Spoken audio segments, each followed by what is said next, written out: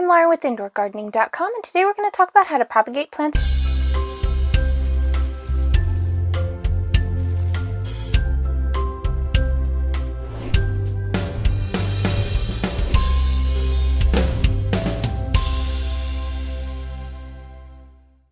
Propagating plants is a very crucial step in plant parenting. It's something everyone who owns a plant should learn. If you have a plant that's declining, you want to make sure that you are going to be able to take a propagation, save a piece of that plant, so that way you don't have to rebuy that plant, especially if it was an expensive or hard to find one. Plants come and go out of style all of the time, so what is really popular today may not be popular from 6 months from now, and you may not be able to get that plant again right away. So you want to make sure that you're able to save it. Also, if you really love a plant, you might want more of it. And what better way to do that for free than just by taking pieces of the ones that you have? Another great reason to propagate plants is to have extra plants in order to trade and get new plants. You can gift them to friends, or you can say, hey, for this one little chunk of plant I have fully rooted here, I can go ahead and I'm willing to trade you for this X type of plant over here. And that way you can get a lot of plants for free. You can share and trade, especially if they're plants that are hard to find and out of style type of plants. Propagating plants is not very difficult at all. It's very, very easy for the most part. There are some specific plants out there that it's a little bit difficult. The easiest method to propagate plants in is water, so we're going to talk about that today first. This particular guide is for beginners, so if you've never propagated a plant before, don't worry. We'll cover every single little step for you. We'll get it all taken care of. You'll be propagating plants like a pro at the end of this video. Step 1, you want to determine which specific plant that you want to propagate from. It's not recommended as a beginner to just run around your plant room and chop up all your plants, because you need to take some steps before you even begin chopping to make sure that these propagations are going to make it. You want to make sure the day before that you are propagating that you are hydrating your plant, that your plant is fully hydrated and healthy. Don't hydrate it if it's already fully hydrated.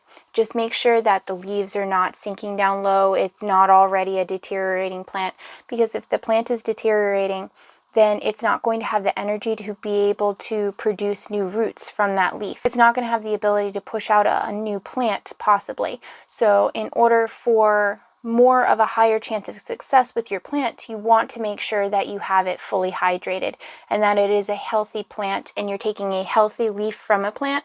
Don't take a leaf that's already yellowing and sagging and clearly on its way out. Don't try to propagate that one. You're going to fail every time. It's not going to be you, it's going to be the leaf. So just keep that in mind. You want a healthy leaf from a fully hydrated, healthy plant. Step number 2 is to research how to propagate your plants. This specific plant that you're growing, you need to know the name of it and you need to know how it propagates, because it really depends on the plant how you need to chop it.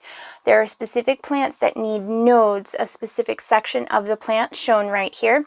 Where the leaf meets the stem, you will have a little node right there. That is where the building blocks of life for a lot of these plants are going to be. They are going to be able to push out new leaves from that area. They are going to push out new stems, and they are going to be able to push out new roots and create a whole new plant from this one little area. For some plants, you don't need that area. They carry the building blocks of life all throughout their stems. So it's not a requirement for every single plant, but it is definitely a requirement for a large chunk of plants. So when in doubt, definitely go for a plant with a node on it. Don't take something without a node unless you fully researched it. Just to kind of make this easier for you, here are some plants that for sure do not need a node in order to propagate.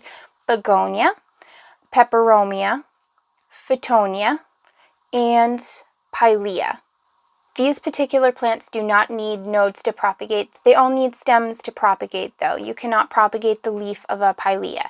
You can propagate the leaf of a Begonia or a Peperomia, but it doesn't do so well in water. So for the purpose of this video, which is water propagation, you need a stem from these plants in order to make that happen. After you have determined where to cut your plant, you need to take your shears or your scissors, something that's going to be sharp, and make a clean cut. You want to make sure that you sanitize it, because you can have bacteria on there that once it gets inside the plant when you're making that cut, it can cause damage to the plant. It's not a very common thing if you're not in a nursery, but you never know what kind of germs and bacteria you have that could damage your plant. So it's just a better safe than sorry kind of thing. You can take some rubbing alcohol, some hot water. You can even sterilize it with fire if you happen to have a lighter or something like that. You just want to make sure that it is a clean, sterile instrument that you are making a clean, safe cut with. After you have cut your plant, you want to go ahead and choose your vessel. For beginners, we always recommend clear vessels. Clear vessels are going to make it easier for you to see the roots, to see exactly where your plant is growing from, how it is growing, how the entire process works, so that way you can get to know your plant even better.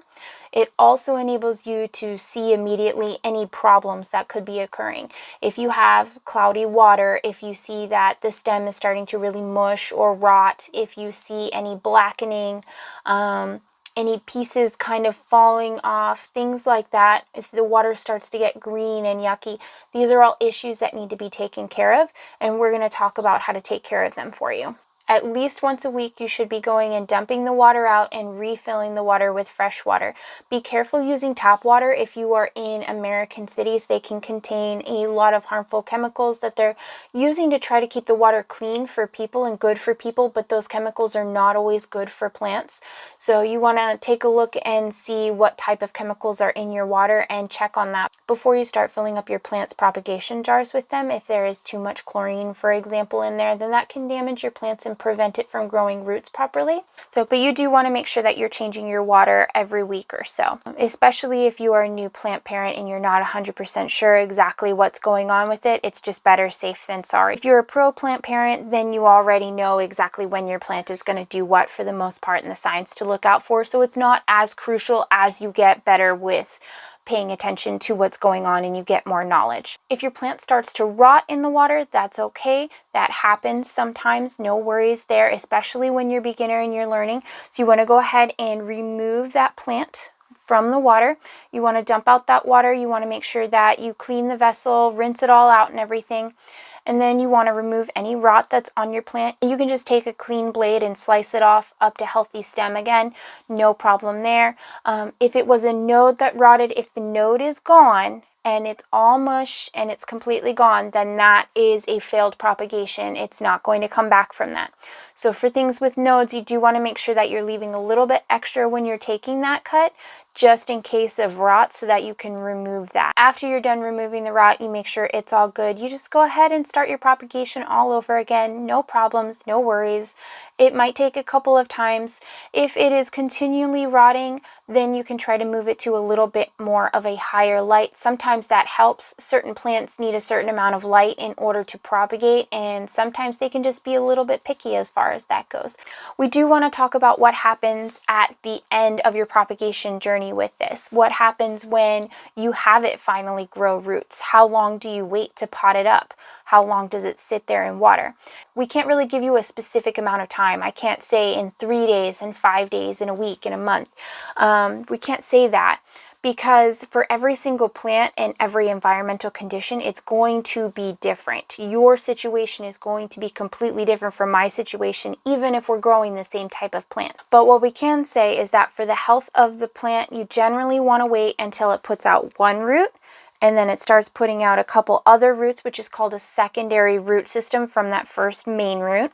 The secondary root system is 2 to 4 inches long, and you see it kind of expanding and spreading out from there. That's when you can go ahead and pot it up in something, whatever works for you, depending on the plant, whatever your media of choice is.